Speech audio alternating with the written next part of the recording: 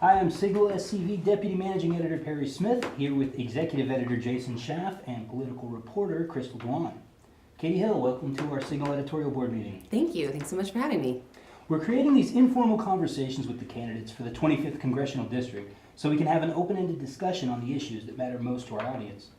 Some of the questions came from our discussion, others from social media from your potential constituents. We know we're not going to get at all the issues today, but we want to touch on some of the ones that we hear about the most. But let's start with an easy one. What's the number one takeaway you want voters to have about Katy Hill? Sure. The biggest thing for me is that I'm someone who has dedicated my career to serving our community. I spent my entire life here. I understand the needs of the people of this district because I've lived them. I don't need polling to tell me what they are. I've experienced them myself, my friends, my family members, my neighbors. And I believe that our community deserves better. We deserve representation that is truly of, by, and for the people, not sold out to special interest groups or corporations, and instead is working towards progress on the issues that matter most to all of us. Great. Next question. There's been a lot made of the dark money pledge. You've called it hollow because candidates don't control that money. But isn't it just as hollow to say you won't go negative because you can't control dark money? No, I don't think so at all. I think you have to be accountable for what you can control. And in the case of any campaign, you're able to sign off on what comes out through your campaign. You set the tone for the people who are working for you, for the people who are volunteering for you, and for the production that ultimately is paid for by Katy Hill for Congress. The outside money that we're referring to, the independent expenditures, legally you are not allowed to know about, to coordinate with those entities at all. So when something comes out, if it goes negative, and I hope it doesn't, then that's not from us. And that's really important for me because I don't think that the people of this district are wanting to see that anymore. I think we're tired of politics as usual. And I know for a fact that was one thing that was really important to me coming into this campaign when I told my family and that I was going to be giving up everything to run this, that I have to stand true to my values and to the things that I think are important to our political system. And that means believing that the voters have the ability to make decisions on their own, and that they can see through the negative campaigning that has become so normal, that they're tired of it. But can they really? I mean, some people will think, because if your name's in some sort of a flyer or something that's negative, and it doesn't say paid for by Katy Hill for Congress, I mean, people don't necessarily distinguish the difference. And how are you going to do damage control if there is a bunch of negativity? Well, I think what we're setting the tone from our own campaign is telling outside entities this is what we're about. And if they go against that message, then they're not helping us. So I do hope that, to whatever extent that they are communicating, I guess, on my behalf, that they try to stay as consistent as possible with the tone that we are trying to set. So can you control it? No. And can you hope that voters are recognizing it? I mean, I think the biggest thing is that voters will have the opportunity to see my message that's coming directly from me. And if there's a contrast between that and what's coming out from other entities, then hopefully they're able to see which one's which. Do you have any mailers out there? We do, yeah. I haven't received any. I'm a declined state, so I get both sides, and I haven't. Yeah, I mean, are they coming out now, or they have been. They're going out to different universes, and okay. So yeah, you'll probably get one at some point. But yeah, they're out there. There's a few that have gone out. But. Are you big on literature this campaign? Are we what? Are you big on literature, like setting out all the literature? Or? No, honestly, I think this campaign is more, as you've probably seen, it's more focused on video and on communicating our message online and through TV. But we are sending mail because some people consume information that way still, and I think it's important to reach people however you can. Mm-hmm. All right, let's move on to gun control. Yeah. Okay, give us your perspective on gun control. I'll just start by asking, are you a moderate on gun control, or tell us why? I don't think I don't believe in a classification of what moderate versus liberal versus conservative means. I mean, I know that I believe that the Second Amendment should stay in place. I own guns. I have been very open about that on the campaign trail since day one. but I believe that as a gun owner, I represent the majority of gun owners in saying that we need to have safety protections in place that will keep guns out of the hands of people who shouldn't have them, and that will keep weapons off the streets that don't belong in the hands of civilians, that belong in the hands of trained professional law enforcement and military service members. So those are, but again, the vast majority of gun owners that I know and that we continue to hear from believe in that. And even the ones that consider themselves some of the strongest Second Amendment supporters think that we should have universal background checks and make sure that domestic abusers can't get weapons, that people on the terrorist watch list can't get weapons, that if someone is experiencing a mental health crisis, that their family members and concerned folks can notify law enforcement so that we can put protections in place so that they can't purchase a weapon during that time. Waiting periods, the 2-week waiting periods, ensuring that assault weapons and the kinds of accessories like bump stocks, silencers, that those are not available for public sale. Again, even my dad and my father-in-law, who are both incredibly, they've always been gun owners, they're law enforcement professionals. These are the same kinds of things that they believe should happen. And ultimately, I think the rhetoric around it that is coming, frankly, from both sides, saying that I think that's what's stopping progress. So to me, this is an important voice to have, to say I'm a gun owner who believes that we need these kinds of measures in place. And I speak on behalf of many, many people who are in that same boat. We've had a lot of talk about the registration numbers out here and how they might be changing one way or the other. Have you always been registered as a Democrat? And Yeah. has that ever changed? Yep, I've been registered as a Democrat. The first time I remember voting was when I was 5. It was, and this makes me sound particularly young, but it was in the 1992 presidential election. My grandfather was a political science professor. My parents were both take voting very seriously. And so we talked a lot when I was 5 years old about the presidential election. And I remember talking about the difference between the candidates. And on election day, I had to decide whether I was going to go into the voting booth with my mom or with my dad. And my dad was a Republican, my mom was a Democrat. I went in with my mom, and I've considered myself a Democrat ever since. Mm-hmm. So back to the gun control question. Constituents here in the district are, very divided over the levels of gun ownership. Are you concerned about that and bridging the gap between the polarization that guns have kind of, had in our country? Totally. I mean, polling shows that this district has pretty comparative numbers of gun owners in relation to the country as a whole, but much higher numbers than you would see around, LA, for example. So we've got about 40% of people who have been identified as either owning a gun or having a gun in their household. And that's across the board. That's not just, Republicans. So I think that in this kind of community, we've got heavy influence of law enforcement, of former military members, of people who live in rural areas like mine that have guns for self-protection. And I think that, bridging that gap is really important. We can't say that we want to take away all guns, because that's just, first of all, I don't believe that that's ever going to happen in our country. But also, I think that that's alienating to people who still want to see the safety measures, like me, that are gun owners. Is that the primary reason that you consider yourself a gun owner, is for the protection? Yeah, yeah. I mean, I don't remember the last time I shot a gun. It's just that we have them. We live 20 minutes away from the closest police station that could respond to something that's happening in our house. We've got coyotes, we've got dogs that, we want to be able to keep safe if we need to. My husband has definitely shot rattlesnakes. But so I think it's definitely self-protection.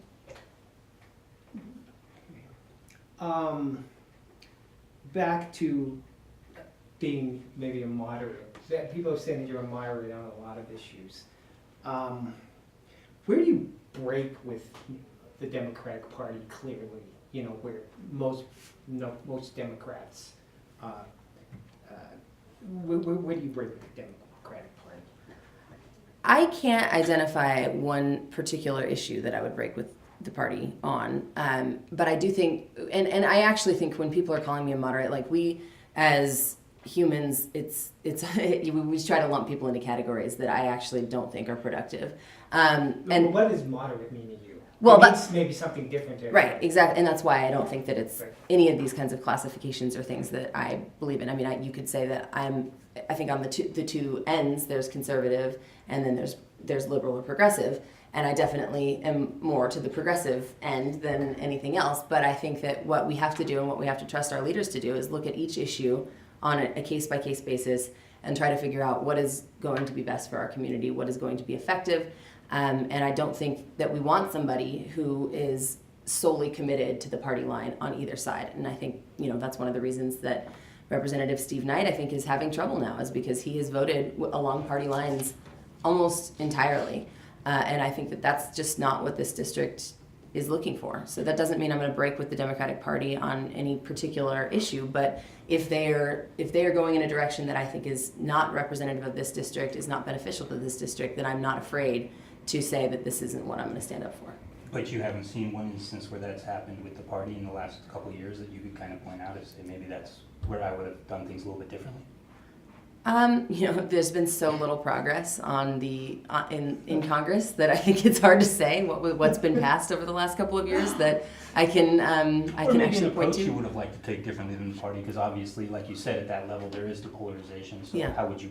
I mean, you'd be responsible for bridging that. And that is the key difference for me, is I think that both sides have a tendency to kind of stand on the opposite side of the room and throw stones at each other rather than making real progress. So that means to me that we have to talk to everybody. We need to, if I'm representing this district, I'm going to be responsible for the views of a third Democrat, a third Republican, and a third people who don't identify with either. And to be able to do that, you need to have those conversations with people on the other side. I think I'm like very many people who are from this district who have one parent who's a Democrat, one parent who's a Republican, have friends that are all over the map, and I think that's something that we need people who are saying this is a priority for me to work with the other side and to come up with real positive change. But for you specifically, like there's one issue where you go into the other pole as opposed to maybe in the past, like where you have on the party. Sorry, you mean like where I go to one side of the other? You joked earlier about your mom and your dad going to the different polls. Other side of the aisle type of issues for you. Yeah, I believe in tax cuts for small businesses. I believe in tax cuts for the middle class. I think that I am someone who cares deeply about whether we have a strong fiscal responsibility, and for me that's simply not cutting programs, because being on the other end of a $50 million a year annual budget, I know that you can only do so much of cutting if you want to continue to fulfill your mission. And to me, the government's mission needs to be to meet the public good. Be a public service, respond to the public's needs and protect people in the community. So you can only cut that so much and still fulfill that mission. So we need to look at the revenue side. And that's why I believe that we have to ensure that large corporations and the wealthiest people in our country are paying their fair share, so that it's not on the backs of the middle class, and so that we can maintain those critical programs that we need to fulfill to take care of people. Yeah, so going back to kind of what you said about like not solidly committing to a party line, with the Republican majority in Congress right now, if they were to retain control over that House, can you be specific on the strategies you would use to work across party lines to pass legislation?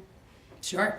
Well, first of all, it starts with relationships. I think everything in the world pretty much is hinged on relationships. So being able to talk to, for example, our neighboring representative, McCarthy, is somebody that there are going to be joint issues that affect our communities very similarly, and I'm going to talk with him, and I'm going to say, how can we work together on certain issues that matter to us because of the communities that we represent.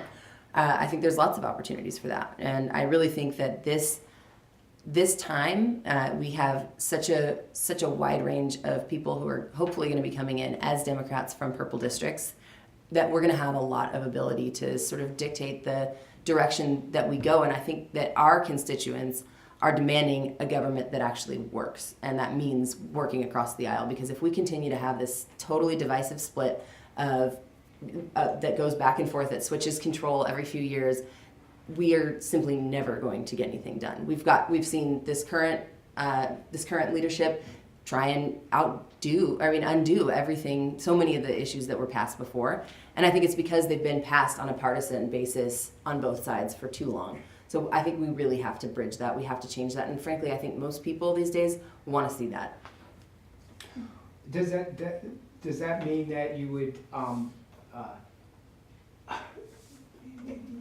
it's a sort of a give and take in Congress, you know, almost it's you Yeah. scratch my back, I'll scratch yours and all that stuff.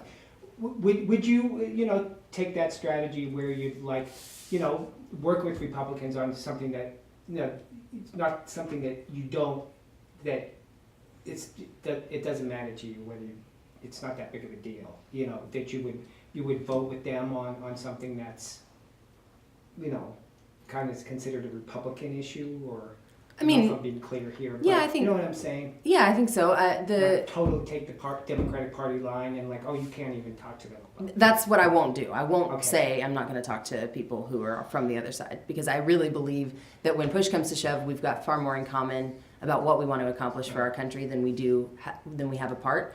And if we have leaders who are willing to say that, who are willing to say that the vast majority of Americans agree on these things, and that's what we're going to focus on, rather than these divisive issues that are simply not getting us anywhere. Speaking of divisive issues, we had one come home this week with SB 54 and the whole discussion there. What's your position on immigration reforms, the sanctuary city, quote unquote, status, and Right. you know, Yeah. your approach to the issue? So first I'll say what my position is on immigration reform. I believe strongly that in a community like ours, we, on a personal basis, understand that immigrants are such a fundamental part of our communities. They're people that we love, that we care about, that play soccer and everything like that with our kids, that work with us, that are our neighbors, and it's that simple. These are people whose lives matter in a fundamental way, that are here because they want a better opportunity for themselves and their families. And we have to value that. I think that's a truly American value. So saying that I believe that we need to have DACA really resolved, then I don't think that we can wait. This is something that people who were brought here as kids deserve the opportunity to become American citizens and live and work here in a way that is meaningful. I also think that we need to find a pathway to citizenship across the board in terms of immigration. I think that if we want to make a difference in terms of illegal immigration, then we need to expand legal immigration and not cut it back in the way that we've seen this current administration try and do. And in terms of the sanctuary city or state issue, I think that word in and of itself is a problem, because it implies that we are harboring criminals, and that's just not what this is about. That's why law enforcement has come on board with SB 54 before it ever got passed. And several, members of the assembly that have endorsed me and that I've worked with were holding out until the law enforcement agencies said that this met the needs of the work that they were trying to accomplish, like Assemblymember Jackie Irwin. So I think the fact that we're continuing to call it sanctuary city, sanctuary state is not productive, and it leads to things that are, like what we've seen, which is, people who are saying this, we don't want to have criminals in our communities, but that's, to me, not the point. What we did in the city of Santa Clarita is basically say to communities of color, immigrant communities, that we don't want you here. And I don't think that that's what we're about in this city or in any of our communities here. So also, more importantly, not more importantly, but of equal importance, is that we don't have any ability with what action the city of Santa Clarita took to change anything. We contract with the LA County Sheriff's Department, whose policy has not changed since long before SB 54. So in effect, all we're doing is making a statement that is going to make people here more afraid of law enforcement and thus make our communities less safe. Do you feel it divided the community? Yeah, I think it divided the community, but I was there at City Hall during, the lead up to that meeting. And, frankly, I think that I saw a lot more people who were not from our community on the other side that were coming in an attempt to add to this movement of saying that we don't want SB 54 here. And I just think that that's not a representation of our values. We've moved away from that as a city, and that's so important to many of us. And I just think it's a shame that it led to that. How would you have handled the polarizing kind of discussion? Because people on both sides are obviously very emotional, maybe not looking at all the facts necessarily. How would you have bridged that gap as a representative and such? Yeah. Well, first of all, I think it's hard to do when it comes to a head like it did on Tuesday. But I do think, leading up to that, First of all, I'm gonna be on one side of it, right? I'm gonna be on the side saying that no, we support immigrant families, and this is a core value for me, and what I believe is a core value for our community. So I'd start there, but I would listen to the other side and say, what is it that you're concerned about? What is this about for you? Try to get to the bottom of the motivating factors. And I think for most, it's safety. So let's talk about what are the safety precautions. They're worried about their families. And I think if we approach it from that angle of saying, what is it that people really are driven by, then we can start to bridge that gap. You're going to have people who are motivated simply by racism and by fear that I don't think we'll be able to necessarily get past. But I think a lot of people are motivated because of a misunderstanding of what this bill is trying to accomplish, in large part because of the phrase that was used, sanctuary. And I think you can get past that. It's a slow process. Trying to get community buy-in on anything is never fast. And it's not going to happen overnight. Who came up with that sanctuary term? I actually don't know. I think it was a Republican term that was used, and then we started using it too. So Interesting. we've done that with a few things. So simple question, maybe a complex answer. Why are you the best candidate out of everyone to beat Congressman Knight? Sure. To beat Congressman Knight or to be an effective representative? Because I think there's Let's go with beat Congressman Knight first, because you got to do that before you become a Sure. representative. Yeah. So in terms of beating Congressman Knight, there's a few things that make me the best person to do that. One is I'm the only person who's shown in polls as being able to beat Steve Knight. We have multiple independent polls who have shown me beating him in a head-to-head by double digits. An independent poll came out in February showing that I was beating him by 13 points, which is obviously much different than what my main primary opponent, how he performed last time around. And it's still showing that he would have a similar struggle this time around. There is... Brian Conforio lost by 7%? He lost by 6 when Hillary Clinton won by 7. Okay. So it's a 13-point spread. It's a big difference. So polling shows it, right? It confirms what I believed from the beginning, which is that I have the best chance of beating Steve Knight. There's a few aspects to that. First is I understand this community. I know how to talk to people in this community. I know how to bring people over to what I believe, where I believe people should be, which is in the Democratic Party. So we're currently getting 1 out of 4 Republicans on our side according to polling, and 6 out of 10 independents. If that holds, that shows you that we have so much more unity that's possible in our community than is currently shown in the voting results. And I think that that's incredibly powerful. Why that is, why I resonate more with the community beyond just simply understanding it and being able to kind of bridge across party lines, is that I'm from this district. I have my career in homelessness and in community service is something that I think that shows people where your integrity is, where your values are, and it demonstrates that you have a commitment to serving the public as opposed to wanting to get into office. The other aspects are that my mom's a registered nurse, my dad's a police officer. We have the highest number of law enforcement professionals living in this community than in anywhere else around the region. Steve Knight is a retired LAPD officer, and well, he's no longer an LAPD officer. I don't know if he considers it retirement or not, but that we need somebody who can reflect that community too. And I'm proud to have the endorsement of the Professional Peace Officers Association, which has never before endorsed against a Republican in this race, and who has who is going against somebody who has actually been in law enforcement. And I think that's an important indicator. Also, my family's background in military service. Every single generation of my family served in the military going back to the Revolutionary War. Steve Knight and his family obviously also have military service, and that's a huge part of our community as well. And then beyond that, I think people are looking for a fresh face. People are looking to have someone who is, I think a lot of people are saying that less than 20% of people in Congress being women is unacceptable. So I'm not saying that people should vote for me because I'm a woman, but I do think that having that perspective is something that's important. And all of those things are at play as to why I'm more likely to beat Steve Knight than somebody else.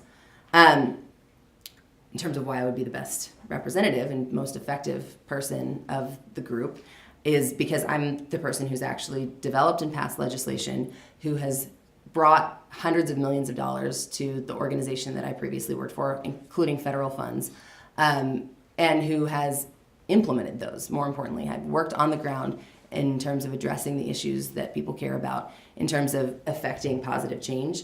And we have seen that in the effectiveness of our work. Without those perspectives, without having actually worked on these kinds of issues, I think you have a very limited capacity to be able to be an effective representative. And I think that's the bottom line, is that we need someone who can really, truly get things done and be someone who represents the values of this community. So if you don't win the primary, will you endorse the Democratic Party's choice for the primary?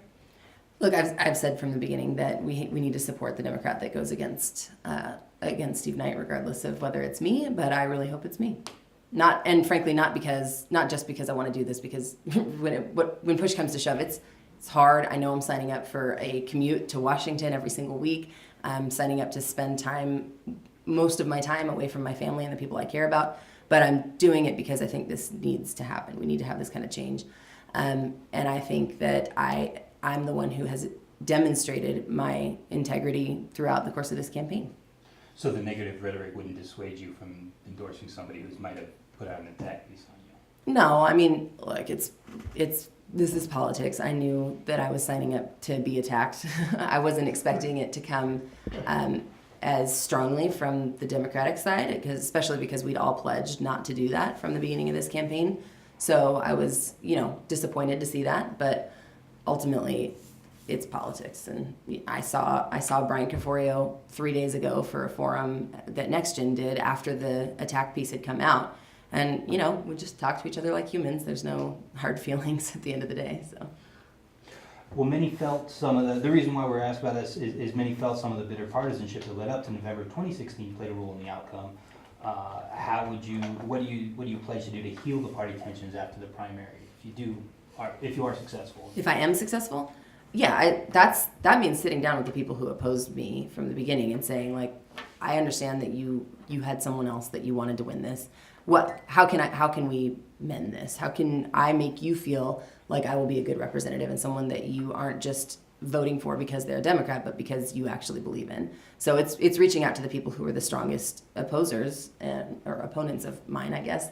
And we know who those very vocal ones are, but I think taking an immediate effort to try and bridge that is going to be a huge priority for me. Because you want to make sure that the people that supported the other candidates go to the polls in November and vote for you. I actually don't think it's just that, right? Because there's going to be a small number of people who are so vehement that they won't just immediately say, all right, well, we're getting behind the Democrat. But I want it because I want people to feel good about voting for me. I don't want them to just do it because they are, they have to, right, to try and defeat Steve Knight. I want them to do it because they can get behind what I'm trying to accomplish and that they can have faith that if elected in the general, I will be someone who's a voice for everyone.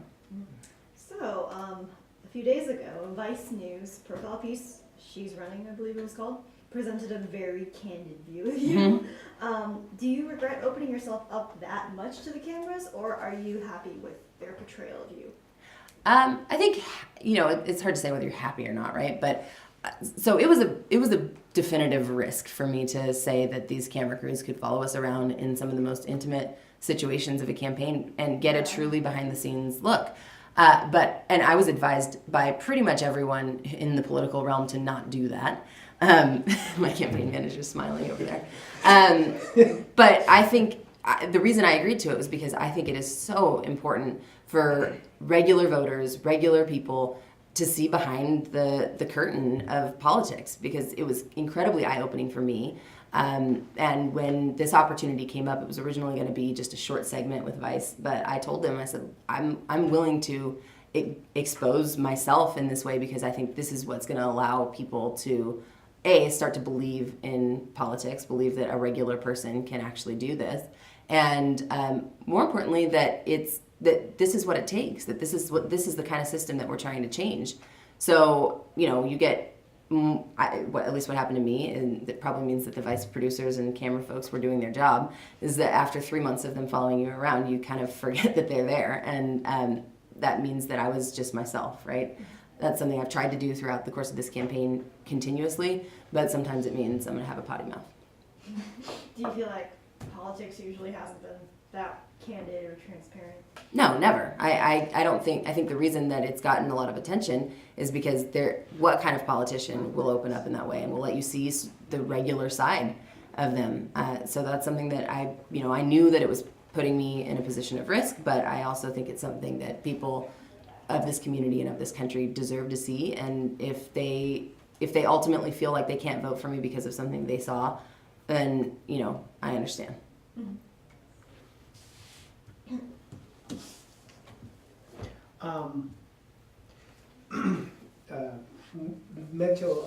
Reform of our mental health system is a big issue for you. How do you pay for it? Well, I think that's the question of how do we pay for healthcare across the board. Okay. The costs of untreated mental illness far exceed any kind of cost it would be to have prevention and to have early interventions. That's the cost of human lives. That's the suicides that we see. It's one of the biggest cause of gun death is suicide. But also, when there's such a connection to mental health and to how people operate in our society, I think if we're addressing mental health from the time people are kids, then we're going to see such a more productive and better functioning society across the board. 1 in 7 adults is going to get diagnosed with a serious mental illness in their lifetime. The number for adolescents now is 1 in 4. So we're seeing those numbers get higher and higher, and if we don't address it as a public health crisis, then it's going to get so much worse. Well, sure, but if you don't raise taxes, then you come in a situation where you have to cut something from somewhere. So what would you work towards as a potential alternative, like you were saying, to kind of address that change that needs to be? Because I think we all see there needs to be change, but we also, the can has been kicked down the road to a point where now it's this epidemic. Yeah. So how do we shift that conversation? Look, we're going to have to increase revenue for our country. That's just a fact. We have a current administration that is willing to put us into a greater and greater deficit, and I don't think that's okay. But where that revenue comes from is really important, and I think it needs to come from large corporations and people, and the wealthiest people in our country that right now are getting massive tax breaks.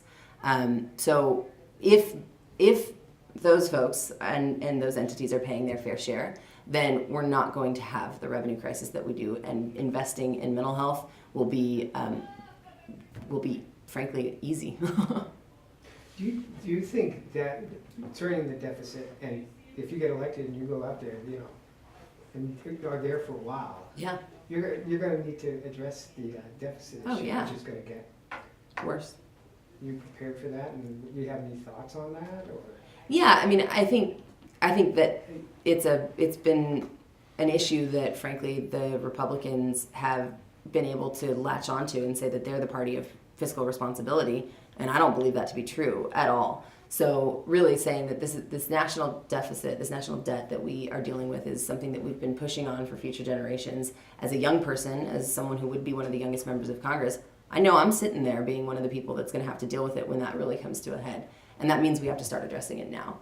So for me, where are we looking at areas that we're spending money on and that we shouldn't, including huge breaks for the wealthy and for corporations that have been proven not to trickle down to middle class and working class families. But beyond that, it's also what's wasteful.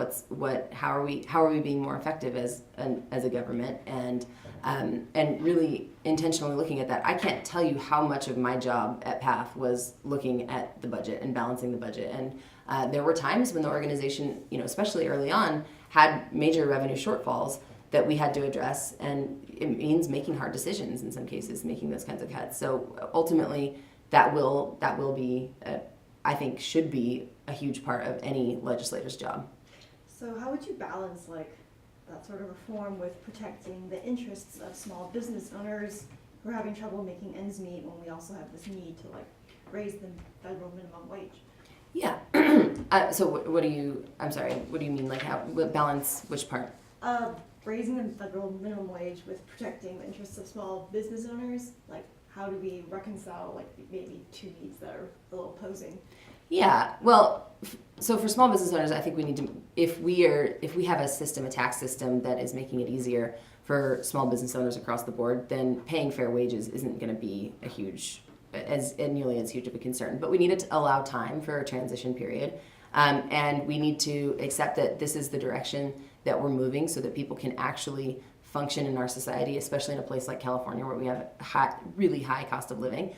But the focus needs to be on how we help small businesses to make that transition as opposed to just not doing it, because there are so many businesses that really just you're going to cut into your profit share, right? Like Walmart, if you're paying a fair wage, that doesn't mean that you have to raise prices because they're making historic profits at every turn.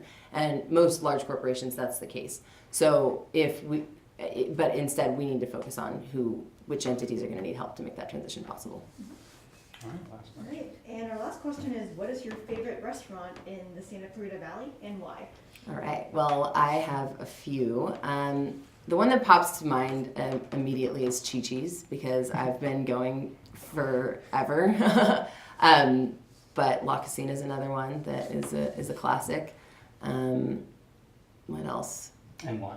Why? Oh, well, because they're my comfort foods. They're the ones that I grew up with, and I think they're great. I also think it's really important to support local establishments rather than big chains. I worked at Islands here in Valencia for pretty much my entire college career, and I'm a fan of Islands, but also I would much rather spend my money at local establishments. Mom Can Cook is my favorite, probably my number one favorite small business, and that's in Canyon Country, Thai food.